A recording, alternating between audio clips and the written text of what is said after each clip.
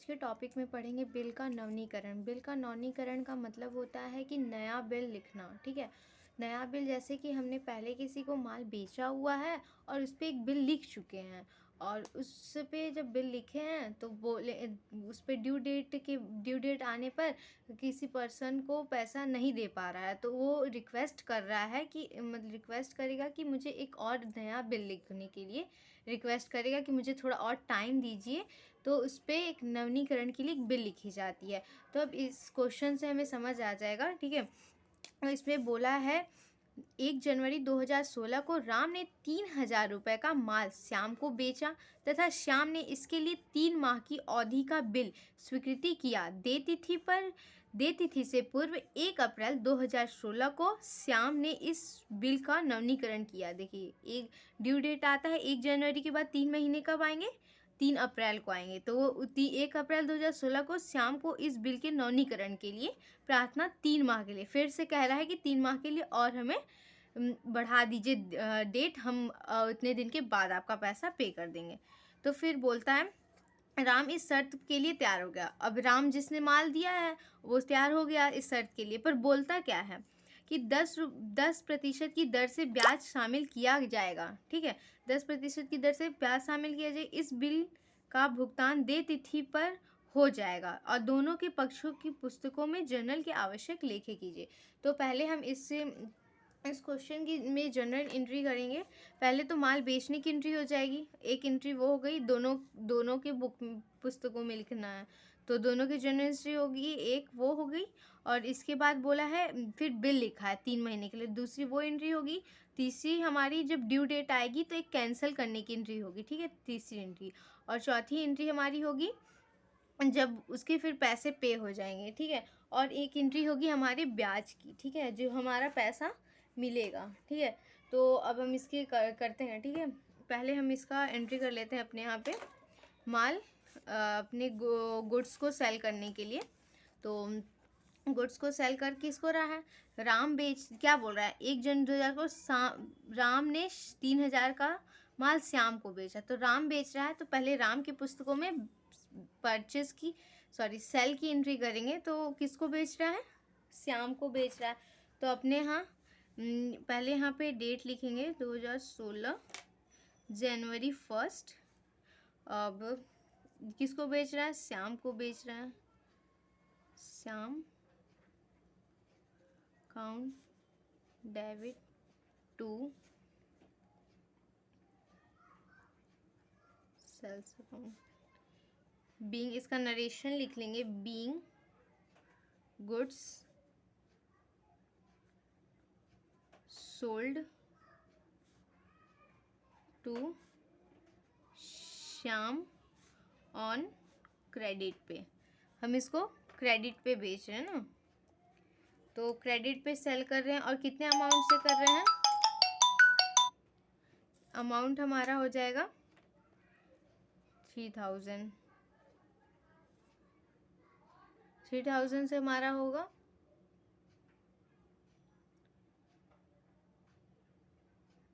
3,000 से हमारा ये हो गया। और इसके बाद जब अब ये यहाँ पे ये सेल की एंट्री कर रहा है तो अब ये अपने यहाँ पे परचेज की भी तो एंट्री करेगा। तो अपने यहाँ ड्रॉ भी करेगा, अपने यहाँ एंट्री कर लेगा कि ये किससे पहले डेट की एंट्री हो जाएगी 2016 जनवरी 1। ठीक है, और जनवरी 1 को होगी तो अपने यहाँ परचेज की एंट्री करेगा, परचेज अकाउंट डेबिट टू किससे ले रहा है? राम से ले रहा है। बीइंग जब हम कभी भी उधार की एंट्री करते हैं तो हम लोग हमेशा उसमें नाम लिखा जाता है। जब कैश हमारा पे हो जाता है मतलब तुरंत तो उसकी एंट्री में नाम नहीं होता है। तो यहाँ पे एंट्री हो गई, इसका नरेशन लिख लेंगे, purchase by Ram on credit. खरीदा हमने राम से ऑन क्रेडिट, उधार पे। तो इसमें भी अमाउंट की हमारी एंट्री हो जाएगी 3,000 से। ठीक है, अब यहाँ पे 3,000 से ये हमारी ये एंट्री हो गई। इसके बाद क्या बोला है? बेचा और उसलिए वह 3 माह की अवधि के लिए एक बिल स्वीकार किया। उसी दिन एक बिल हमारा स्वीकृति हो गई तो पहले ये अपने यहाँ पे ये लिख के ये साइन करके अपने इसको दे देगा राम को, ठीक है, श्याम देगा।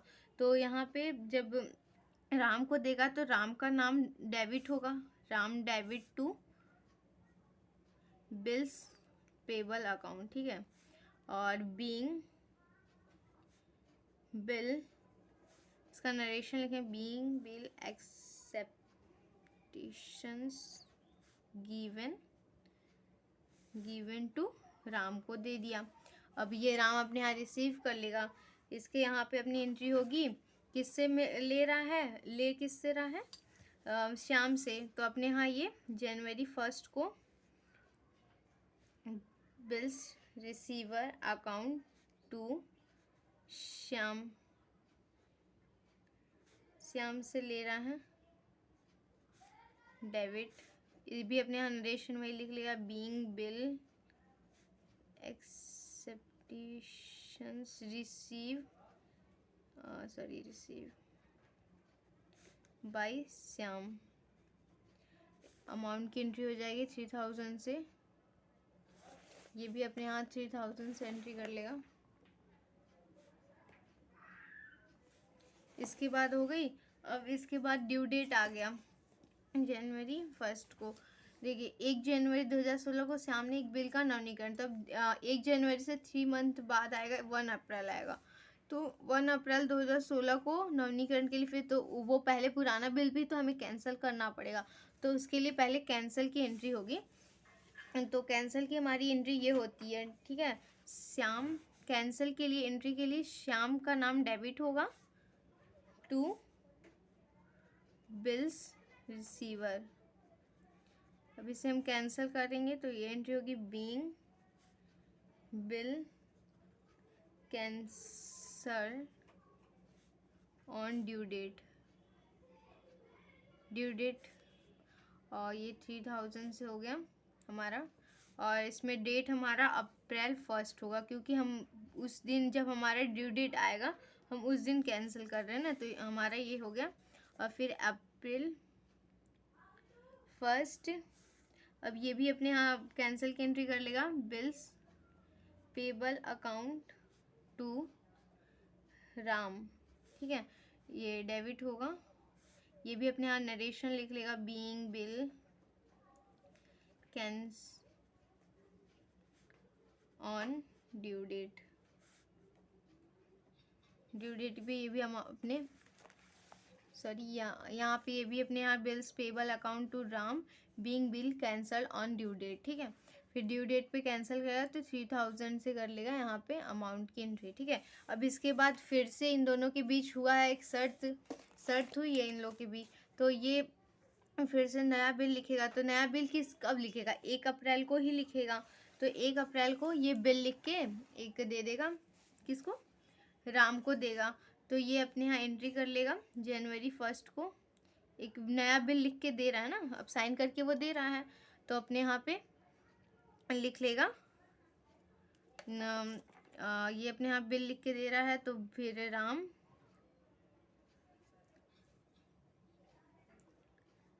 नहीं, देखिए पहले ना इसमें राम की एंट्री नहीं होगी, सॉरी, पहले इसमें ये पहले ब्याज की एंट्री भी होगी, तो इंटरेस्ट की एंट्री कर लेंगे। उसके बाद हम लोग बिल को फिर से रिन्यूअल करेंगे, तो हम उसको उस अमाउंट को पहले हमारा क्या पैसा था, 3000 रुपये था, अब हमारा 10% और जुड़ रहा है ना उस 3000 में। तो पहले हम इसके निकालेंगे इसका अमाउंट, जैसे कि 3000 रुपये है, इसका कैलकुलेशन कर लेंगे हमारे इंटरेस्ट का। तो फिर 10 और फिर 3% ये हो जाएगा, ठीक है।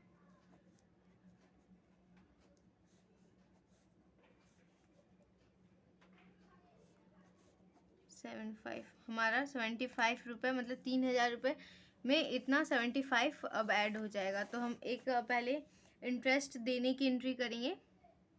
पहले यहाँ पे हो जाएगा interest account debit to Ram को हम दे रहे हैं इंटरेस्ट, तो अपने यहाँ ये लिख लेगा बीइंग, और ड्यू डेट डेट हमारा वही होगा, ड्यू डेट पे ही कर रहे हैं ये सारे काम ना, तो ड्यू डेट पे ही होगा, बिल बीइंग बिल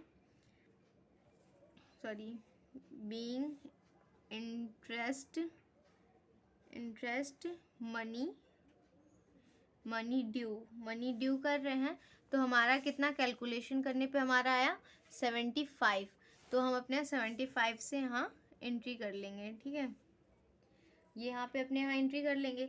तो अब ये अपने यहाँ एंट्री कर रहा है तो ये दे रहा है, तो अपने यहाँ राम अपने यहाँ पे ये रिसीव करेगा, तो अपने यहाँ पे भी ये एंट्री कर लेगा। तो ये अपने यहाँ एंट्री करेगा अप्रैल 1, ये अपने यहाँ करेगा श्याम से मिल रहा है, श्याम डेबिट टू इंटरेस्ट, ठीक है। इंटरेस्ट पे ले रहा है तो इंटरेस्ट पे ये भी अपने यहाँ नरेशन लिख लेगा, बीइंग इंटरेस्ट मनी ड्यू। ये ड्यू की एंट्री हो गई हमारी, ये ड्यू हो गई कि हाँ अब इतना पैसा और हमें 75 जितना 3000 है उसमें ऐड हो जाएगा, 75 रुपये और मेरे को मिलेगा जब ये 3 महीने बाद जब पैसे और देगा। और नहीं मतलब जैसे पैसे जो उसके पैसे अभी नहीं दे पाया है तो उसके यहाँ पे एक जो ये एंट्री हुई है, ये 10 शर्त हुआ था हमारे बीच की 10% बढ़ा के देंगे पैसे, तो अब यही 75 होगा इतने 3 महीने के बाद। तो वही अब इसके बाद इसको जोड़ के तब ये अमाउंट, ये जो 3000 है और ये 75 जो है, इन दोनों को जोड़ के अब नया जो बिल लिखा जाएगा वो इतने 3075 रुपये से लिखा जाएगा।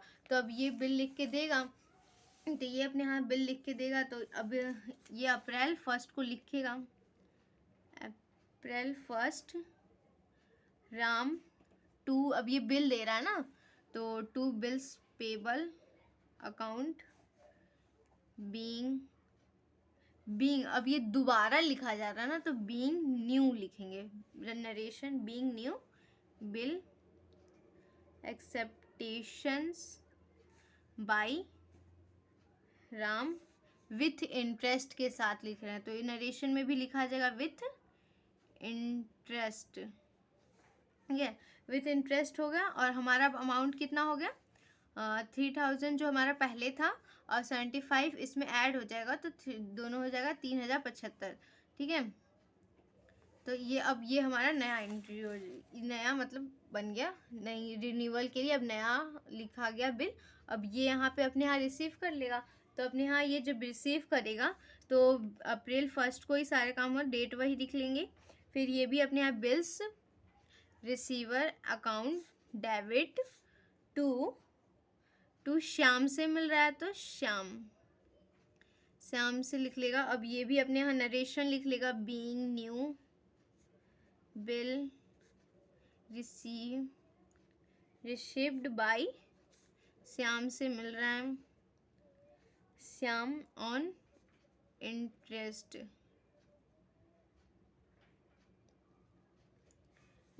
है, यहाँ पे भी अमाउंट की वही एंट्री हो जाएगी। अब हमारा जो बिल लिखा गया वो 3075 रुपीज़ से लिखा गया। तो अब ये हो गया। अब इसके बाद जब ये पैसा मिलेगा तब का भी तो होगा, एंट्री ये हो गई। अब हमारा जो ड्यू डेट आएगा इसके बाद जो बोला था ड्यू डेट, अब इसके बाद कब आएगा, अप्रैल से 3 महीने बाद, अप्रैल से मई, मई से जून, जून से जुलाई और जुलाई हो गया, जुलाई 1 हो गया और ये 3 डेज जोड़ लेते हैं। तो इसके बाद क्या बोला है, इस बिल का भुगतान देय तिथि पर हो गया। तो हमारा देय तिथि कब आएगा 4 जुलाई को आएगा, ठीक है, 4 जुलाई को। तो अब देय तिथि हमारा 4 जुलाई के अंदर हमारा पैसा पे हो गया। तो अब हम एक पैसे मिल जाने की एंट्री कर लेंगे। तो हमारा डेट होगा जुलाई 4। अब यहाँ पे ये एंट्री कर लेंगे।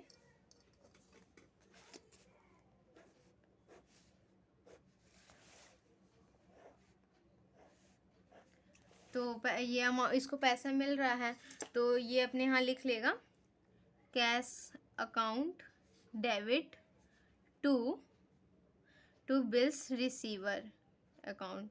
तो being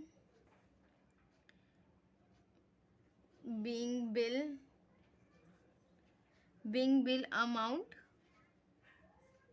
receive on due date पे रिसीव हो गया। तो यहाँ अपने यहाँ लिख लेगा और अमाउंट 3075 से हो गया।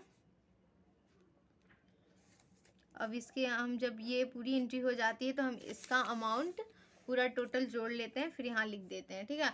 और अब ये श्याम ने पैसे दिए हैं तो ये भी तो अपने यहाँ एंट्री करेगा ना कि हाँ मेरा पैसा, मैंने पैसे दे दिए। तो ये भी जुलाई को दे रहा है पैसा, तो अब ये पैसे देने की एंट्री करेगा। Bills payable account debit to cash account, ठीक है। कैश अकाउंट हो गया being bill amount paid on due date, due date पे पैसा दे रहा है।